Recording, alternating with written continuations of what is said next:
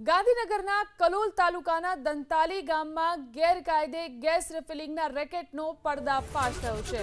પોલીસે ફેક્ટરીમાંથી 258 સિલિન્ડર જપ્ત કર્યા છે। રહેણાંક અને ખેતી વિસ્તાર નજીક શેડમાં ગેસ બોટલમાંથી જોખમી રીતે નાની બોટલમાં ગેસ ભરવામાં આવતો હતો। પોલીસે દરોડા પાડી સ્થાનિક અને રાજસ્થાનના 6 શખ્સોને ઝડપી પાડ્યા છે।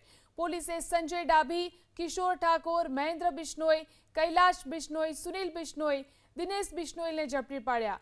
સ્થળ પરથી એક આઈશર ટેમ્પો, એક પિકઅપ ડાલો, 2 ઇલેક્ટ્રિક મોટર પંપ, વજન કાંટો મળી અને 12 લાખથી વધુનો મુદ્દામાલ જપ્ત કરવામાં આવ્યો છે।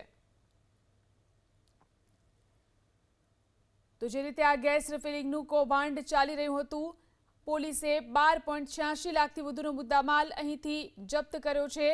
આ સાથે જ 6 શખ્સોને પણ ઝડપી પાડવામાં આવ્યા છે। પોલીસે 6 શખ્સોને ઝડપી પાડ્યા। સ્થળ પરથી એક આઈસર ટેમ્પો, એક પિકઅપ ડાલો, 2 ઇલેક્ટ્રિક મોટર પંપ, વજન કાંટો સહિત મળીને 12 લાખથી વધુનો મુદ્દામાલ અહીંથી જપ્ત કરવામાં આવ્યો છે।